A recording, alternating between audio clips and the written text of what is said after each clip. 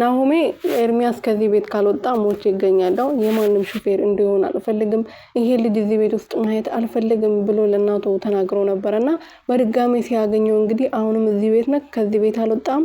ለምንድነው ከዚህ ቤት ማትወጣ? የማንም ሹፌር ሆነ የኛ ቤት ውስጥ ላይክ አልፈልግም ብሎት ነበርና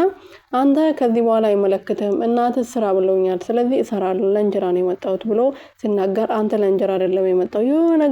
ነገር ጠንስሰህ ነው የመጣው ከዚህ ቤት፣ ስለዚህ ምንም ስላላማርከኝ ከዚህ ቤት መውጣት አለብህ ብሎ ሲያናግረው ነበርና እሱ ደግሞ ከሄደ በኋላ በዚህ ሰዓት እንዳንተ ለኔ ጠላቴ ማንም የለም፣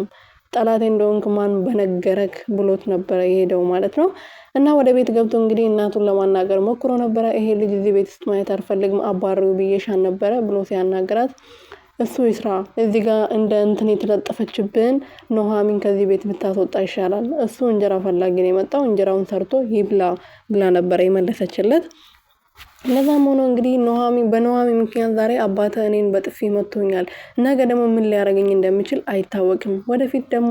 ያንተ ሚስት ከሆነች የኔ ምራት ከሆነች ራሷ ሳትመታኝ አይቀርም፣ አሁን ራሱ አፏን እየተካፈተችብኝ ነው፣ ስለዚህ እቺ ልጅ ከዚህ ቤት አስወጣልኝ ብላ እየጠየቀችው ነበረ። እኔና ኑሃሚን ምንም ነገር የለንም፣ ስለዚህ አርፋችሁ ብትቀመጡ ነው የሚሻላችሁ ብሎ ሲመልስላት፣ ለምንድነው እኔ ጥሩ ሴት ፈልጌ ማልድር ልጄ ለአንተ ክብር የምትመጥለን እኛ ክብር ለኛ ቤተሰብ የምትመጥን ሴት እኔ ፈልጌ ልዳረግ ስትለው እኔ አልፈልግም፣ የራሴን ህይወት ልኖርበት፣ እኔ ህፃን ልጅ አይደለሁም፣ ራሴ ህይወት እንዴት መኖር መምራት እንዳለብኝ እኔ አውቃለሁ፣ እናንተ ያመጣችሁልኝ መቼም አላገባም፣ ይሄ እንድታውቁ ብሎ እንግዲህ እዛ ጋር ጥሏት ሄደዋል ማለት ነው። ከኑሃሚን ጋርም ደግሞ በጣም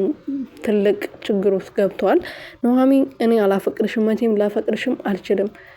ላዘነልሽ እችላለሁ፣ ስትሰደቢ ስትመጪ ላዘነልሽ እችላለሁ፣ ግን ከዛ ውጪ ከኔ ጋር ሌላ ነገር ይኖረኛል ብለሽ ካሰብሽ በጣም ተሳስተሻል፣ አሁኑ ከዚህ ቤት ብትወጪ ያዋጣሻል ብሏታል ማለት ነው።